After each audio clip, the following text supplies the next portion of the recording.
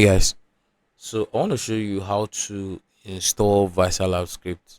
I noticed that a lot of people actually have issue installing Viserlab script. Now, Viserlab script are really scripts that comes from Viserlab, right? Some comes with um codes, some come with license code, other does not come with license code.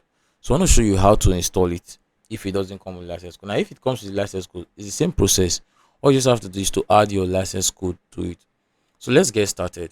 Now I've already logged into my cPanel.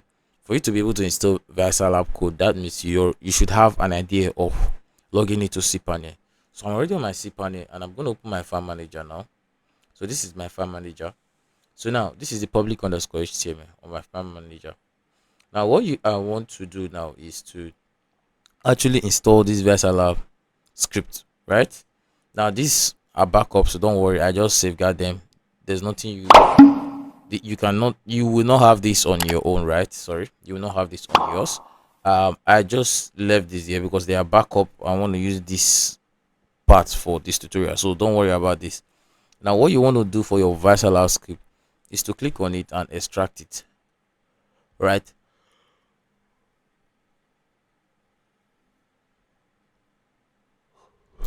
Now after extracting, you have something like this, right? So you're going to open it, or okay, you're going to open it. Now this is everything you're going to see, right? Just like this. Now aside this backup, right, aside this backup, you're going to see the rest things on your Viserlab script, right? So what you want to do now is to select them,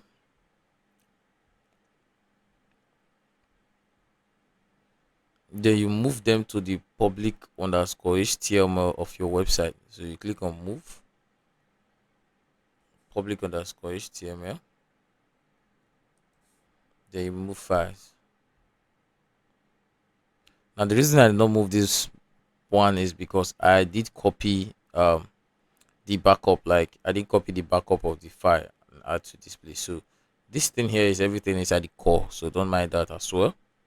So this is everything inside this core, as you can see, right? Okay, so now see this here. So what you're going to do next is to go to your website. So this website is smmo slash, then you go to slash install, right?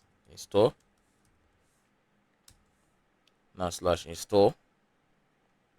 Now it's going to show you this part. Let me do something quickly. So I want to change the PHP version.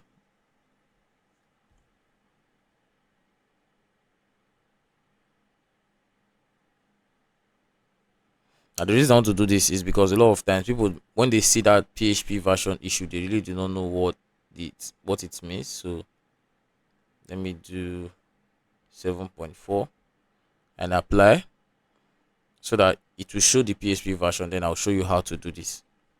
All right. So if we go back to our website, now we'll click on I agree and next step. Now this is how to install Viserlab script. You see now the first thing it tells you is PHP version 8.1 is required. PHP version 8.1. That's what we just did, changing to 8.1. So if you want to get here, you just come to your cPanel and search for PHP. To click on select PHP version, right?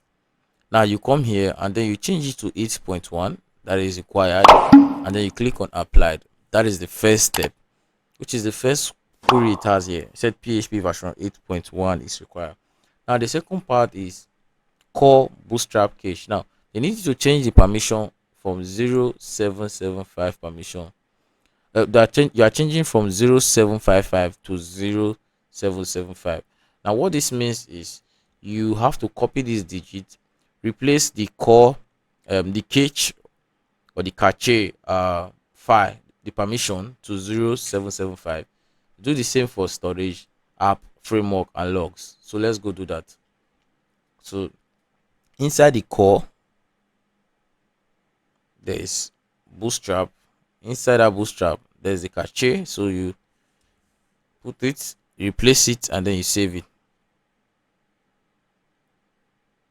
So you go back, and then the storage, they say you should replace the storage as well. So you do that for the storage, meaning giving the website permission that you are the owner, because anybody can install it. So from any point without having access to cPanel.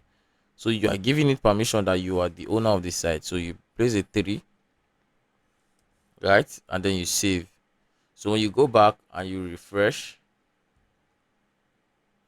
see that you've passed all requirements. Then you click on next step. Now this step will now ask you for your domain name, database. Jesus. I'm sorry guys. So this step will ask you for your database name, database host, database username, password, admin username, admin password, and admin email. So go back to our cPanel. Just write database. Go to database wizard.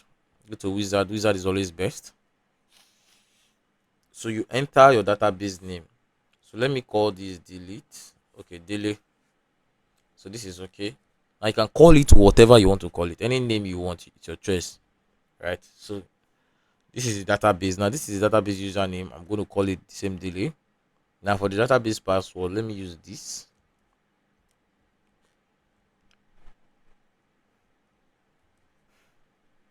Now click on create user. Now I'm going to give it all privilege. Give it all privilege, right?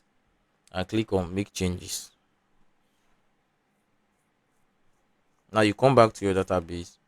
You give it the database name, database username, and your password you did just now.